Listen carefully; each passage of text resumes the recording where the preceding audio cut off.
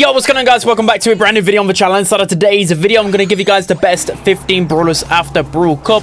So taking a look at a lot of pro data after, of course, watching the games in person myself and playing a bunch of the meta. I'm just going to decipher the best 15 brawlers in the game for you because the meta shifted a little bit. I don't really anticipate any balance changes. I mean, there might be some balance changes maybe a week, I would say. But anytime after that, you know, there's an update. It's going to be in like 4 weeks time or so. So yeah, maybe we'll see some balance changes. But for now, let's take a look at the best 15 brawlers inside of the game. At number 15, I went with Leon. So Leon still seems to be a pretty used brawler in pro play. He was pretty high in the play rate. I think he had 12 picks, ban rate 15 bans, which is actually pretty high. But I think with Leon, I don't know, the only thing that's really keeping him alive in the meta is literally his lollipop drop gadget. It's lollipop drop, you can throw it over to your teammates. It's just annoying to deal with, and there's hardly any like really big counters to it in the meta. So I think once they fix that with Leon, he probably will go back down to like the D tier, to be honest. So yeah, he's still a pretty good brawler, but again, I think literally the only thing about him is his gadget. Next up at number 14, I went with Meeple. So I actually personally think Meeple is a bit higher, but after taking a look at the pro data, they kind of feel like it's a little bit lower. That might be because with Meeple, you do need a bit of damage on your team, and in pro play, a lot of pros, no matter what the meta is, just like to go aggressive brawlers, which counters Meeple. But you know, me myself personally, I think he's the most underrated brawler inside of the game right now. So in terms of his pick rate and his ban rate, in both of these, he was like near the top. Well, but it was top 20, so at least pros think he's pretty decent. But with Meeple, I just think he's so powerful because again, there's hardly any true counters to him when you think about it. Yes, you can have some brawlers that have like pets that can tank some of his shots, but he's got such flexibility with both his gadgets, and his rage quit gadget just really hyper counters those assassins. He's very, very versatile. I don't know, I think people just are really underestimating Meeple in the pro meta, especially. He should be a lot higher. Next up at number 13, I went with Mina. So this is literally the Angel Boy effect. But there are a few other pros that are really good at Mina. You think of Sans, for example. I can't think of many others off the top of my head, but these two in particular, just known for their great Mina plays, but especially Angel Boy. Let's talk about Angel Boy. So I think the Angel Boy effect has definitely reached ranked. Everybody's picking Mina. I mean, last season already, people playing Mina because she was one of the maxed out brawlers in ranked, but everyone's just playing Mina no matter what. You have to be good at Mina. Maybe I can create another Mina guide, how to play Mina like Angel Boy. I probably will look into that because I'm not the greatest Mina player in the world. But the reason why she's so good is just because of her mobility. A lot of the meta brawlers got nerfed in the past few updates. She started to slip away. Now she's came back, you know, her windmill gadget is still very broken. The way you time it, you just go in, pop your gadget, tank some shots, wait for your ammo to fully reload, go in again, time it so you can get a big 4K shot with ease and they can't dodge it. You time your super, you can snipe them across the map, and by the time they land from the ground, you can just 4K them as well. Yeah, it's just really hard to deal with a good Mina player. She can really be a threat on the map. Next up is the 12th best brawler in the meta. I went with Sirius, so I was a bit reluctant to even put him in the top 15, to be honest. I think that health nerf really did hurt him a lot, because now, if you guys were unaware, the health nerf was finally added a couple of days before Brawl Cup. It was supposed to be added like a month ago, and that's really crept up some of so Sirius. In terms of his numbers, his win rates were astronomically low. He wasn't even being like banned or picked all that often. There were a few like global bans, but I just think he's very overrated. Again, mainly because whenever I'm playing, like literally by the win rate, I just didn't really see much success rate. Maybe that's because a lot of the pros were like forcing Sirius into a bad matchup. With Sirius, he's a tank counter essentially, but then he loses out to other tank counters. But if you really want to hyper counter like a big meaty tank, then Sirius is the answer. But he can't really counter assassins as well as like other brawlers out there. You know, brawlers with high mobility are actually good counters to him, like Mortis, Kenji, Mina can be really good into Sirius. Whereas you think of other tank counters like Crow, you think Colette, Otus, Chester, they're good into both tanks and assassins. Yeah, I think Sirius is creeping down. I'll include him in the top 15, but fully expect in like maybe like a week's time for me to put him near like the B tier. So yeah, for now he's top 15. Next up is the 11th best brawler in the meta. I went with Ruffs. So Ruffs always seems to be super strong in the meta, and he's always going to be this underrated brawler. People do not appreciate Ruffs. So the thing about Ruffs, yes, you can counter him pretty easily because he's pretty squishy. A lot of people run like Mortis, Edgar into Ruffs, but the thing about Ruffs, as long as you're pairing Ruffs with a brawler that has a great hypercharge, it doesn't matter because he's going to be still hitting a lot of shots against these assassins that counter him. That's going to allow him to open up the map, feed Hypercharge Street, like I said, to a really broken Hypercharge Brawler, and that can literally win you the game. You saw this strategy with Bobby, for example. Like, his team were getting absolutely wrecked, and then they gave a Hypercharge Street to Trunk, and it just changed the game completely. Again, you see this in multiple games where the Ruffs will just literally stay on the Brawler that's countering him, because as long as he's getting his Hypercharge Street, they can win the game. You see this is very reflected in the pro data as well. He's the second most played Brawler. He was like top 5 in terms of bans overall as well. Yeah, Ruffs, it's kind of like this forgotten Brawler, but people don't really like say that he's strong, but he just really is, and he's great counter to a lot of other Brawlers as well, like Pierce, Naja, and some other Brawlers where he can use his sandbags to counter a lot of his shots, Meeple as well. So yeah, Ruffs is fantastic. So now moving into the 10 best Brawlers in the game right now. At number 10, I went with Edgar. So I think he's fell down a little bit from what I used to think he was. That's only due to the fact that there's just too many, well, two of the best Brawlers in the game are big Edgar counters. For example, like Chester. I think Colette's pretty decent into Edgar. You think of like Otus as well. These Brawlers can just shut down Edgar astronomically well, but still, that just goes to show the power of Edgar. If he can still work in this meta when tank counters are just at the forefront, he's very strong. You saw in some games, it depends on the teams, what region they're from, the meta. So by that I'm saying, like we saw, I think Tribe first pick Edgar, which was like, okay, why are we first picking Edgar? But it's just quite clear that a good Edgar can still make so much of a difference on the map. The reason why Edgar's so good is because his rework Let's Fly gadget is only 14-second cooldown. His Hypercharge is absolutely disgusting, and if the enemy team has like a couple of squishier Brawlers or Brawlers that lack damage, Edgar's just going to carry. Saw Angel Boy on Bridge to Far as well. We saw Edgar on Super Beach. Yeah, a good Edgar will just rip through everything. So he's a menace in this match. I'm moving into the 9th best Brawler in the game right now. I went with Pierce. So I was a bit surprised when taking a look at the data that Pierce was dropping down a little bit. But then again, I'm not entirely surprised because a lot of the meta Brawlers do counter out Pierce pretty well. You think of like, if you got Naja's actually good into Pierce. You think of Edgar. You got Mortis. You got Mina. You got all of these aggressive Brawlers, Ruffs, for example. But Pierce is still very strong. The problem with Pierce is that you've got to play him on a more open map. I say this time and time again. You can't just because Pierce is a good sniper and he has some good carry potential, you can't just play Pierce on like gem grab or situations like that, like a super bushy map, unless you've got like a Griff or a Chester to open up the map. So that's where people get it wrong in ranked, but in pro play, but you know, it's quite clear. You play Pierce on some certain maps, the longer range maps, and he'll still really excel. But there's still some obvious counters to him. To me, I still think he's maybe a little bit tad overtuned in terms of just he can get unlimited ammo. His Hypercharge is still very good, but it's quite clear that pros know how to counter Pierce, so it's not the biggest problem right now. So now moving into the 8th best Brawler in the meta right now, I've gone with Mortis. So this is just crazy to say that I think he's better than like Edgar, for example, even with Edgar's new buffies. I just think Mortis on 0 ping is just such an annoying Brawler to face off against. And the big reason is, again, you've got to be on 0 ping. I've spoken about this countless numbers of time. I just hate his new combo spinner gadget. It is so frustrating to face off against.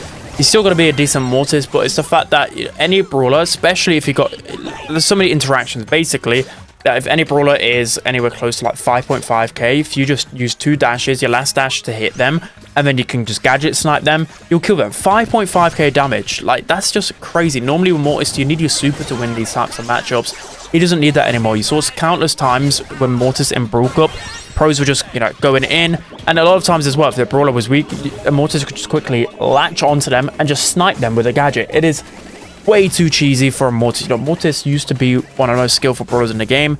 I think so much of his skill have been completely cut off because of this gadget where he can snipe people with it. So yeah, that's the big reason why I think it's super powerful. The pros still ban him a lot. In your draft, you've always got to worry about Mortis. So now moving into the 7th best Brawler in the game right now, I went with a Chester. So Chester was by far the most played Brawler in Brawl Cup. It was at a point where Chester, pros don't think he's problematic, because with Chester, you can still somewhat, you know, do decent into him a lot of the time. You know, it doesn't feel too annoying, but there's quite a few really broken things about him, which we seem to bring up quite a lot of the time. So with Chester, of course, he's a great tank counter. He's one of the ones that shut down Assassin and tanks the best because of his 3-4 combination, especially against like Kenji, Mortis, Edgar, all of these assassins in the meta. Chester's the best at, but it's the fact that he's also good against control. You know, control Brawlers can counter him, but still, because of his faster movement speed and high health, they really struggle at taking him down. For example, you know, generic counter to him would have been like Meeple, Ruffs, etc. Still some of these brawlers just take such a long time to take him down, even when clearly they should probably be able to counter him. So he's pretty much just good against everything. Everyone knows as well the broken things about him. You know, his hypercharge is completely done broken still to this day. I don't know how it's not been nerfed again.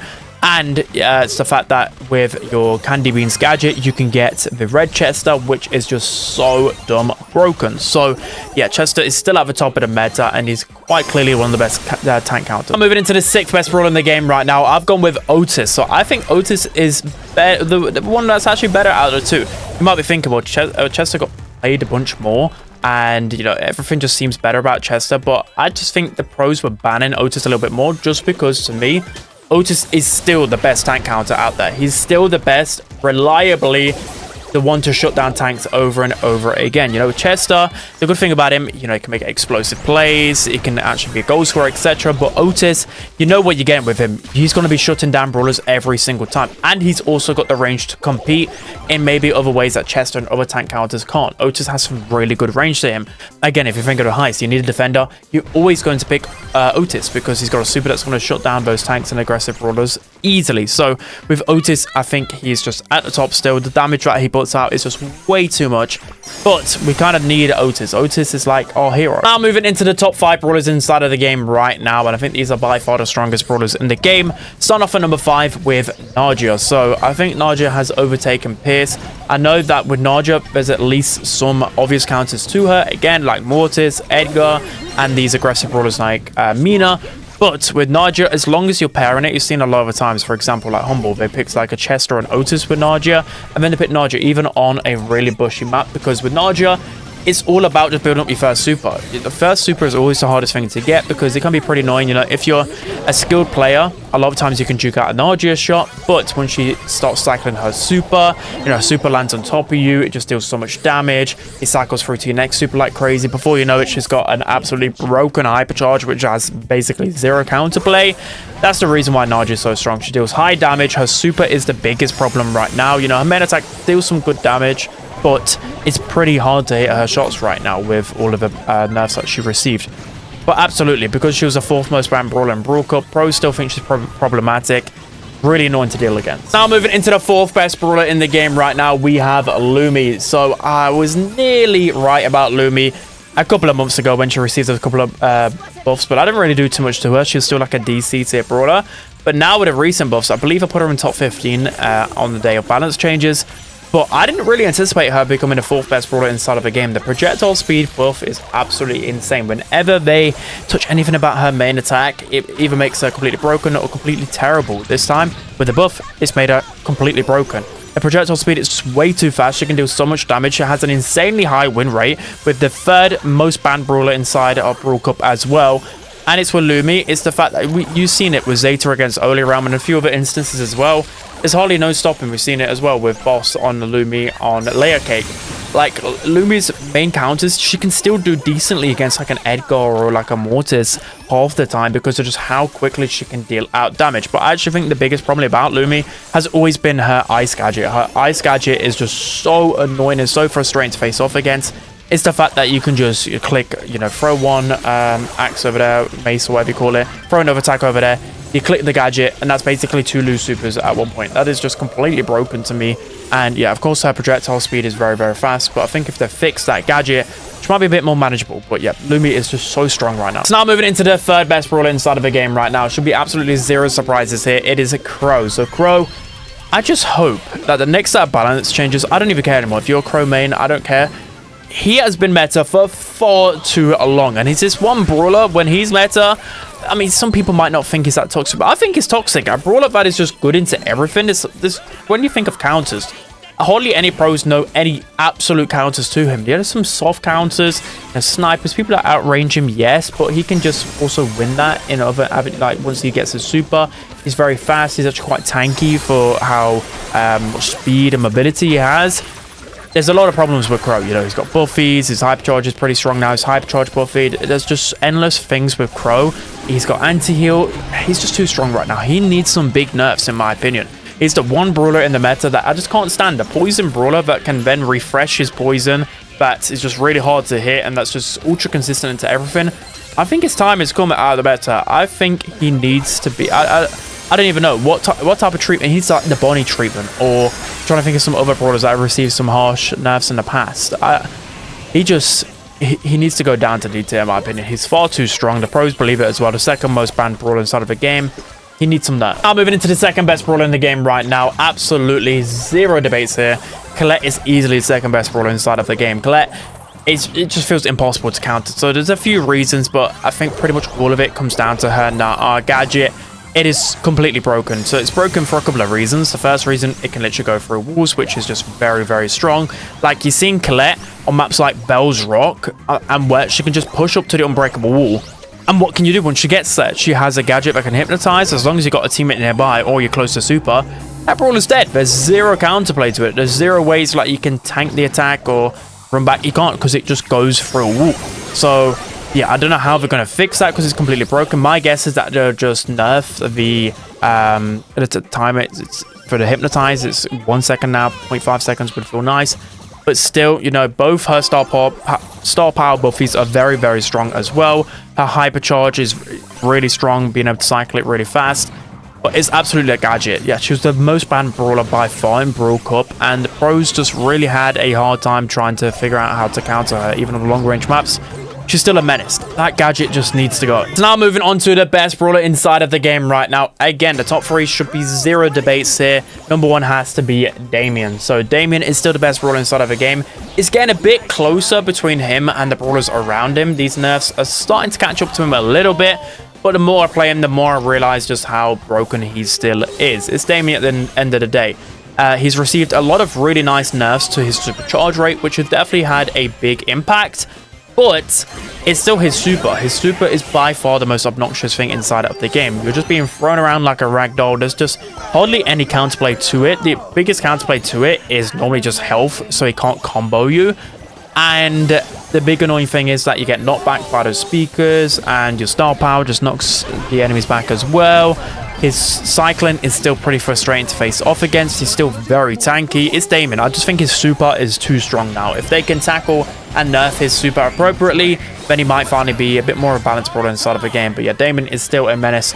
I think so anyways. But I'm definitely excited to see what the pros think, because qualifiers are in like 2 weeks time already. So yeah, I'm excited to see what they think now that he's not banned in tournaments. But yeah, that's going to be it for today's video, guys. I also include Star Nova here. I don't think Star Nova is really going to be anywhere close to touch the top 15. But yeah, Damian absolutely is number one. So let me know what you guys think of my tier list. Make sure to like, comment, and subscribe, and see you guys next time.